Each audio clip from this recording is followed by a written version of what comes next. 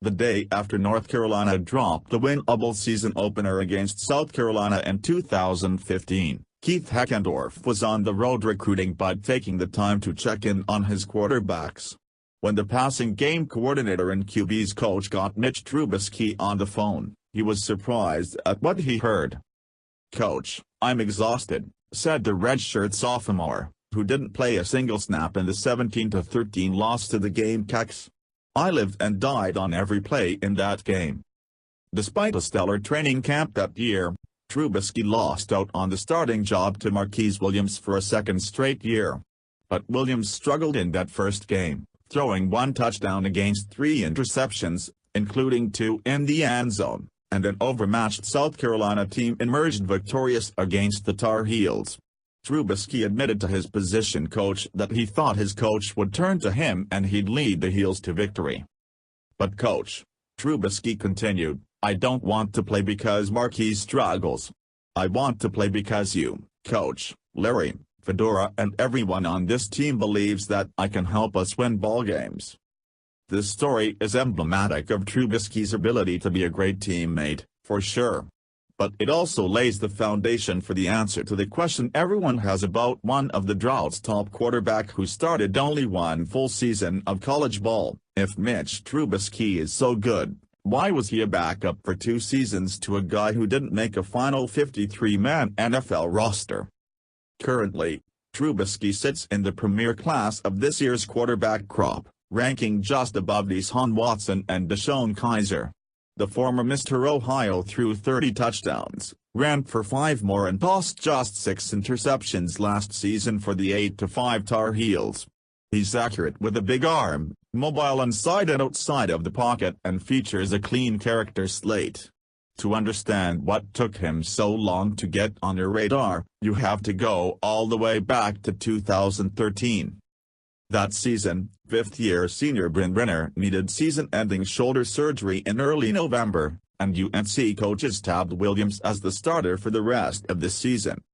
Trubisky had enrolled early at the school and performed well in the spring, but they decided against burning his red shirt in a season where the Tar Heels started 1-5 and had no shot at an ACC title. Williams won 4 of his 6 starts and rolled into the next season with that experience under his belt. Both Fedora and Heckendorf say Trubisky and Williams were neck and neck in 2014, but Williams' experience spun out. The Tar Heels also knew their offensive line wasn't strong, and Williams was the better, more powerful runner of the two. Fedora found a compromise, though. He would play Trubisky on the 3rd offensive series of every game and go from there.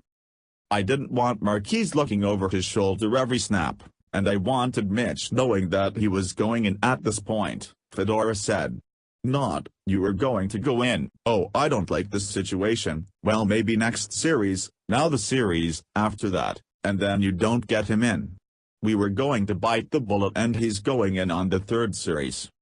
Whether he eventually wins the job or he's the second team guy, now he has meaningful reps, so if something does happen to Marquise, we can roll with him."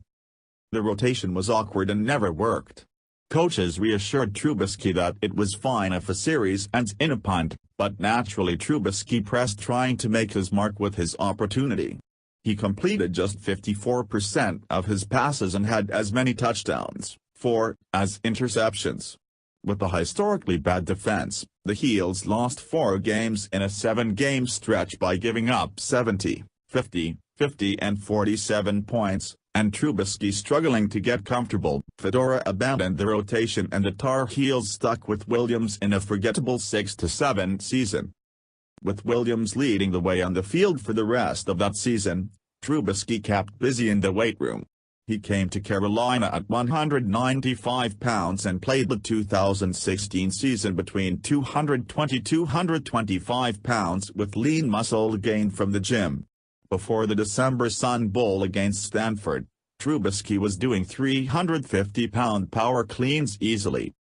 That really propelled him into that off-season that "hey I'm going to go win this job," Heckendorf said. "We came into the off-season and I told him if you want this job, you have to go get it." He had this feeling that, "I'm not going to let this happen again. I'm going to be ready to lead this team going forward.